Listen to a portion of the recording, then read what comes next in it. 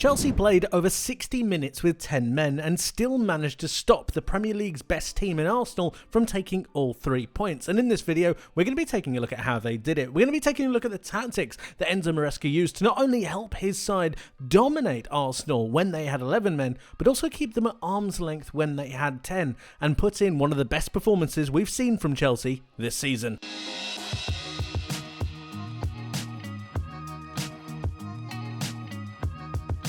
The fact that this was a draw rather than a win will naturally push people towards a certain conclusion, but what we need to remember is the fact that Chelsea were by far the better side in that first half, especially before the red card, and they did that through preventing Arsenal from getting their own way, which is something that Arsenal, if we're honest, are really used to, whether it be through the physicality of Rice, the technicality of Eze, or even the metronomic ability of Zubimendi. And what Chelsea did is really look to disrupt that. They looked to prevent Rice from getting into those forward areas, looked to prevent Eze from linking with Saka and getting into that inside pocket, and they did that through a man-mark system, pushing Reece James, who was originally next to Caicedo, up onto Declan Rice, Enzo looking onto Zubimendi, and Moises Caicedo holding on to Eberechi Eze.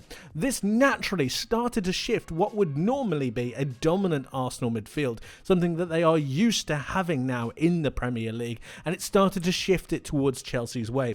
The moment this momentum started to shift, it opened the gates for Chelsea and really allowed them to bring their other players into the game and start to expand that man-mark system, especially through the fullbacks. Malagusto and Marc Cucurella did brilliant jobs on both Bukayo Saka and Martinelli, but they were able to because of the centre of the park being sectioned off by that Chelsea midfield. And then from that point, you're able to have Neto and Estevao push high onto their respective fullbacks for Arsenal. And then from that moment, once you start to turn the ball over, you're able to go back the other way and start to orchestrate attacks. It was through this that Chelsea really managed to get a foothold in the game and then start to play some stuff of their own. And this is a glimpse into what I'm talking about. The midfield really started to shape and shift what this game would start to look like, and especially dictate the momentum for the side who would start to win that midfield battle. And in that first half with 11 men, it was Chelsea. And you can see it here. Look at Moises Caicedo onto Eze. You've got Reece James just following Declan Rice, and you've got Enzo Fernandez just on the left-hand side of this, just peeling away from Zubimendi, but he's still got him in eye-line. So as Joao Pedro receives the pass, he's dragging out Nketiah, and then it allows for Chelsea to start to move the other way. Through this momentum, through the moving of this Arsenal side, and through their marking, Chelsea managed to get a really good foothold in the game and start to create some major chances. But this is really where it started. But of course, Moises Caicedo gets sent off, and that leaves Eberechi Eze in acres of space if Chelsea don't change their system. So that's exactly what Enzo Maresca did. He made a tactical change to the way that Chelsea would set up without the ball. Instead of offering that 4-3-3 to try and stop the centre of the park, he changed into a 4-4-1. He brought on Alejandro Garnacho, moved Pedro Neto over to the right-hand side, and it made Chelsea look like this. And it meant that when Arsenal went forwards with those two attacking 10s, it had good balance to try and prevent both Eze and Rice from then getting forwards. Pedro dropped a little bit more, and it left him onto Zubimendi. This left Mosquera and Nketiah with the amount of time that they would want, because looking to try and prevent that wasn't going to be an option. So Chelsea looked to do damage limitation. They had their man-mark system out wide, utilising Garnacho onto Timber, Neto onto Calafiori, but you still had that centre of the field locked down. Enzo and James did an absolutely brilliant job, and Pedro dropping in onto Zubimendi really prevented Arsenal from gaining that momentum that they would have wanted from having that man advantage. And even if they did have an extra possession, which they did, Chelsea were comfortable with shuffling across and making sure their aggression in the game maintained their real insight and their real pressure onto this fixture. And it was really highlighted by these two. Enzo Fernandez and Reece James were the standout players for me on the pitch, Reece James in particular, but Enzo Fernandez had 4 tackles, the most out of any player on the pitch. And Reece James had 11 out of his 12 duels won. Incredibly impressive. He was everywhere. He was sensational, and he won so many battles and so many duels for Chelsea to allow them to go back the other way. Another thing that Chelsea did absolutely brilliantly was their aerial battles. Chelsea won 29 out of their 41 aerial duels against Arsenal in this game. That's double what Arsenal had, and normally we would associate Arsenal being that physical aerial presence, but in this particular instance it was Chelsea. Chelsea with the aerial dominant threat, and it allowed them to really start to gain that foothold within the game once more after they lost it following that Caicedo red card. The aerial duels were incredibly important, and Chelsea won them. And it was those aerial duels that came to the forefront for Chelsea's goal. This is how it comes about. Of course it comes from a corner, we know that, but how does that really happen? Especially against a team like Arsenal. Arsenal normally score the corners. So what did Chelsea do so well? Notice the movement of these players in particular. The ball is about to be kicked by Reece James, who again, fantastic cross. But look at this moment right here. Look at this instance. Jurrien Timber's following Trevor Chalobah. Now what happens here is Chalobah has the run onto Declan Rice, who is just here. Rice isn't moving, Chalobah is. That naturally drags a little bit extra momentum and allows him to get a little bit higher.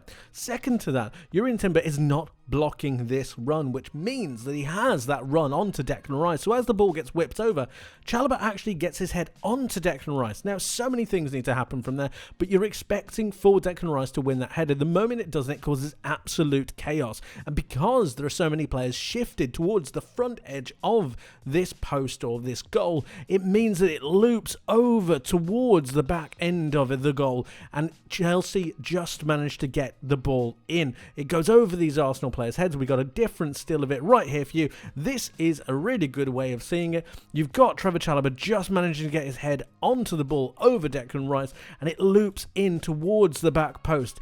It's really good, but again highlights those aerial duels that Chelsea had. 29, that's 71% of their aerial duels they won. They were dominant. I haven't seen a more dominant aerial display against Arsenal in quite some time. It was so impressive from Chelsea and just gave them that real lift and that real foothold that they so desperately needed. But lastly, one of the best things that Chelsea did in this game, and it was key to them gaining that foothold and keeping Arsenal at arm's length, is something that we don't see enough teams do when they go down to 10 men. I'm talking about the ability to cause threat, the ability to have danger going back the other way. Chelsea could very easily have sat back into their shape, deep into their own half, and allowed Arsenal to maintain a form of possession, of sustained attacks. But this isn't what Chelsea allowed. Instead, Enzo Maresca thought differently. He brings on Alejandro Garnacho, he switches Pedro Neto over to one side, and he brings on Liam Delap. So when Arsenal get aggressive and they move their fullbacks forwards to try and overload certain scenarios, what have you got on the other way? You've got pace. You've got the ability for these players, these three in particular, as well as the rest of this Chelsea side, who are really good ball carriers. You've got the ability for them to run into space, in particular the space that is left by these Arsenal players who want to commit themselves forward, who want to try and get a goal for their side. You need to turn that disadvantage into advantage for yourself, and that's exactly what Chelsea did on so many occasions. But instead of just creating chances, and while they could have got a goal themselves, what this also does is move Arsenal so far into their own half because they are afraid of Chelsea's threat, their quality, their ability on the ball. They have to respect that, and in respecting that, they give Chelsea yards, and they allow Chelsea to push up the pitch, but it also resets their own building, which means they build from here, instead of building yards and yards forwards. And while this doesn't seem like a lot, it initially resets the way that Arsenal want to go forwards every single time. And in doing that, it gives Chelsea not only a breather, but also an ability to reset themselves from a defensive point of view. This is what allowed them to gain that foothold. This is what allowed them to turn the game into their favour and be so very comfortable with 10 men. It really was one of the best performances that I've seen from a Chelsea side in quite some time, especially with a man disadvantage. And that is down to the tactics that Enzo Maresca utilised and the real application by these players, by every single one of them, but in particular, a few real standout individuals. Of course, guys, let me know what you think in the comment section below. I would love to hear from you, so please do get involved. Thank you ever so much for watching. I hope you enjoyed. I hope you learned something new, and I hope to see you in the next one. But until then, my friends, take care.